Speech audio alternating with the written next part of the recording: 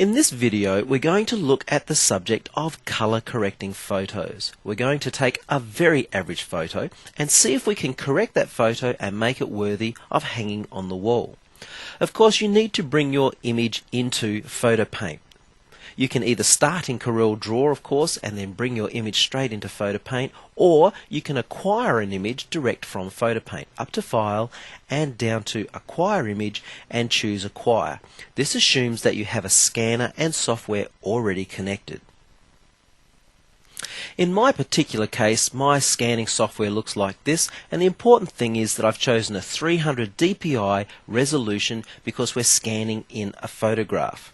Now, the other thing we're going to look at as well is scanning from actually a color negative, and you'll notice here the output resolution I've chosen is 2400 dpi.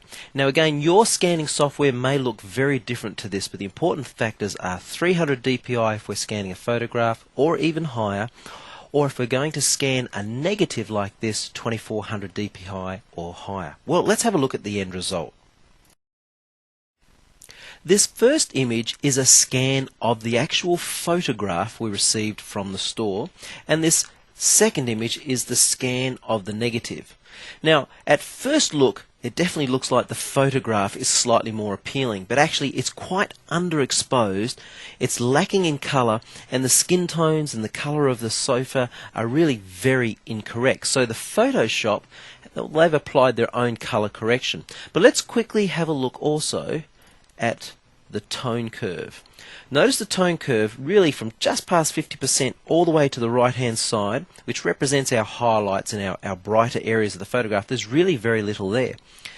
The shadowy area of our photograph is very rich in red tones, and again this is going to cause us problems with color correcting. If we go to our negative, up to adjust, and have a quick look at the tone curve, you'll notice it's very rich, a reasonably balanced tone curve, lacking a little in shadow and also lacking a little bit here in the highlights, and the combination of the two we would say it's lacking in contrast.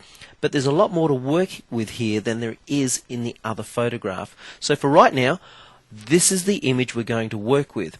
One last thing to quickly show you. If I zoom in on this eye right here, notice the white of the eye and the blue color and very, very fine pixels. Over to the other image. We'll just zoom in here. The white of the eye is a little grayer, the blue is somewhat unrealistic, and of course the pixels are a lot larger because we have scanned at 300 dpi. If you can afford to scan at higher resolutions on a photograph, I recommend 1200 dpi would be a good starting place to scan, but this is just average that we're looking at right here. So I'm going to work with the other image because I believe we're going to have a lot better result with this negative. So let's see what we can do. Whether you have scanned your image, imported from a CD, or someone has given you an image, always come up to Image and make sure you're in RGB mode. The majority of Photo Paint's filters work best in this mode, and you'll achieve your best results. When you're finished, you can simply convert to whatever mode you want. For example, CMYK if you're going to professional print. The first thing I will always do when I'm editing a photograph is crop away what we don't want. In this particular case, I'm going to select my crop tool, remove this edge and the little bit of blue just here. So I'll crop just inside, over to here, double click. Now that's less we have to work with and less we have to correct. The next thing I'll always do is come straight up to adjust and choose auto adjust. I don't always like the results of auto adjust, but in this case it has done a very good job. There's more contrast in the image, the skin tones are realistic, and of course I know the colour of this sofa, and that's actually a lot closer to the original colour. So that's a great starting point. Next, up to adjust and straight down to the Image Adjustment Lab. The first thing we'll notice here in Adjustment Lab is that the tone curve has been stretched, and that's what the auto adjust did, and that's why we have more contrast. We're still lacking a fair bit in this area here, so that's something for us to work on. In terms of my screen, I'm presently looking at a split screen scenario, or we could go to actually two photographs side by side. Let's have a quick look at split screen first. Every change we make we'll see on this particular side. So again, I want to increase this area here, so I'm simply going to up the brightness just a little, and you'll see it starts to move pixels over here.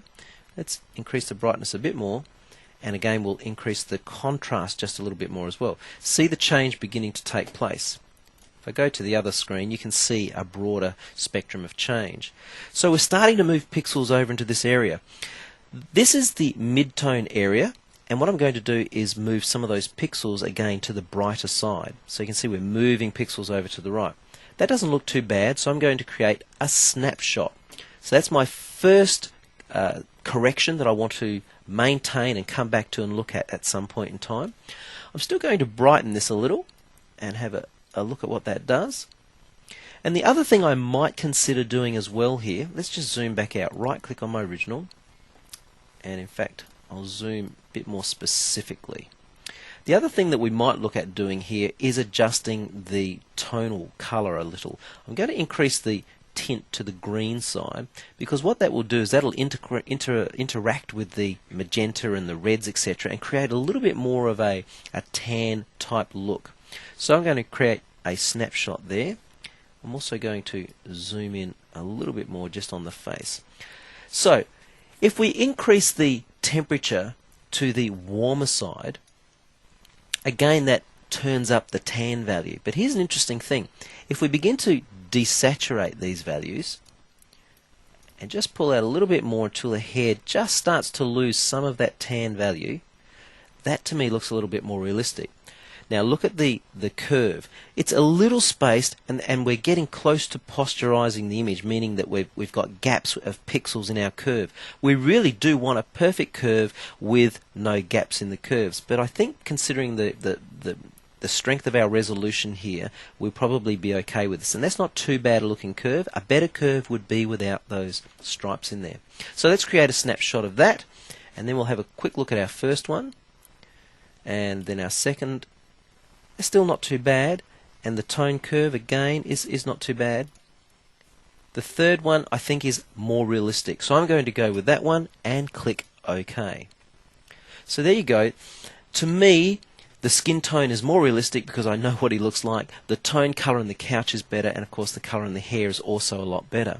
What we need to do now is correct all of the flaws in the photograph, like dust and scratches, etc. There are a few tools at our disposal that will help us remove dust and scratch. One of those is if we come up to Image and down to Correction, we could choose Dust and Scratch, and that does a general remove of dust and scratch. The end result can be a slight defocusing of the image, so I'm going to do this a slightly different way, and we're going to look at the tools that we have available here under the Touch Up Tools flyout. We've got a couple. First of all, red eye removal. We've got some red eyes here. The clone tool, which we'll look at in another video, and the touch up brush tool. So first of all, let's go with the red eye removal tool, and we'll zoom in on these eyes here. Select the tool again. By default, the tolerance is 3, and you can experiment with what tolerance you want. But what's important is make sure your nib size is the same size as the red. If I put my finger on Shift, mouse click, keep my mouse down, I can actually resize the nib, as you can see there. So just want it to be that fraction bigger than the red area, and click, and again I'd shrink down just a little here, and I might need 2 clicks, 1 click and 2 clicks. Now even though you can see just that minute red glow, when you zoom back out you really can't see it. So go back to F4. You see it's brilliant the way it absolutely removes that. What we're going to do now is we're going to look at the touch up brush tool. Effectively, the touch-up brush tool works in very much the same way as the dust and scratch removal. What it does is it blurs pixels together. So let's zoom in a little bit here. I think that will make life easier. If we zoom into this area here, and again I'll select the tool, you'll notice my nib right there. It's best to have your nib just fractionally larger than the spots you're trying to fix. By default, medium will be set, and we could go a little stronger, higher, because we've got such a high resolution. Now, as I click on a spot, 1 click, look at that, the spot is being removed. Isn't that absolutely brilliant? So what it's doing is it's taking all of the pixels inside of my nib area, and basically it's blurring them together. So the little white spots are being covered by the pixels around it because their color is being blurred into that spot. So what I'm going to do is I'm going to go ahead and I'm going to spend 2 or 3 minutes and just touch up all of those white spots everywhere that you can see. And isn't that just brilliant, the way that actually works there? And I'll be back in a moment.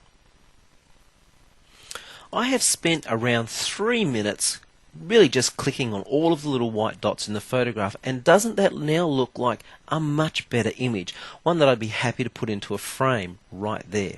But what I'd like to do is show you a couple of other effects. In many ways, that is my finished corrected photograph, but I do think we can do a lot more with this. Let's have a look at what else we could do.